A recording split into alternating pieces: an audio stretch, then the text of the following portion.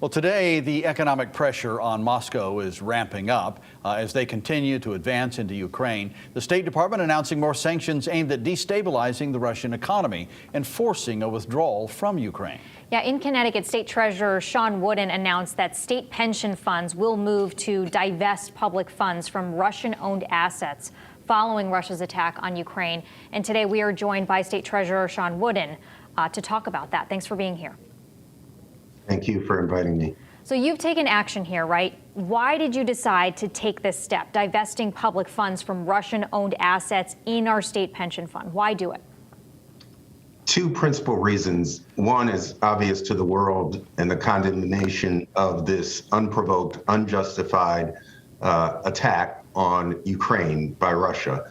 And two, which is very important for me as a treasurer of the pension funds, is that these actions in the world's response and the sanctions have destabilized the global economy and make Russian investments very problematic for our portfolio. We've started decreasing because of Putin and his actions over the past few years.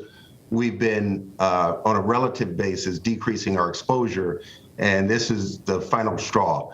And that's why we're doing it, to protect our pension fund.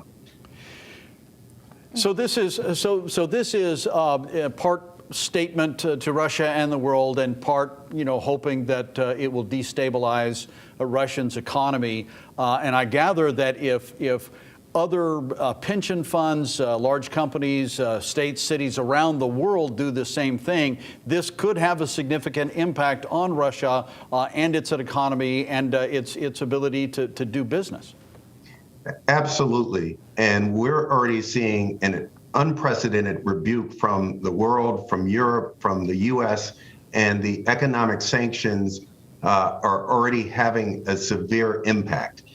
Which also contributes to destabilizing the Russian economy, which makes investing in Russian companies bad for business. So in addition to that, divesting out of it are additional economic pressures and isolating Russia as well. And so this step that we're taking, and we had approximately $218 million of exposure. That's already started to be reduced since the invasion, and other pension funds, treasurers are also either taking these actions or they're in discussion right now. As the president of the National Association of State Treasurers, which is a bipartisan coalition of treasurers throughout the country, we are actively having these discussions. All right, so I want to go back to what you had just touched on there, that you're saying that it has had an impact on Russia's economy. How much at this point? Can you give us, you obviously know the economy and how it works, or economic challenges that Russia's facing right now. Where is the state of the economy?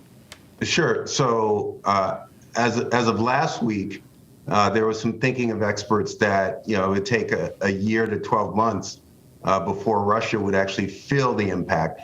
But the world's response has been unprecedented in terms of, and Europe was very reluctant to impose strong measures, but Europe and the U.S. has imposed stronger measures than anticipated, and the pressure in terms of divestment. All of this, you're looking at Russia right now in the ruble, which is their currency. It's decreased relative to the dollar by approximately 30% since the invasion. And the Russian stock exchange was actually closed. And again, this is an unprecedented step. So you couldn't even trade securities on the Russian stock exchange, just further showing the evidence. And then anecdotally, you see what's happening on TV. You see the long lines. You see everyone rushing to the ATM machines because there's not going to be anything left. So there's a high level of anxiety, unfortunately for the Russian people. But this pressure economically is already having a significant impact on the country. All right. State Treasurer Shawn Wooden, thanks for joining us. We appreciate your time. Thank you. Thank you.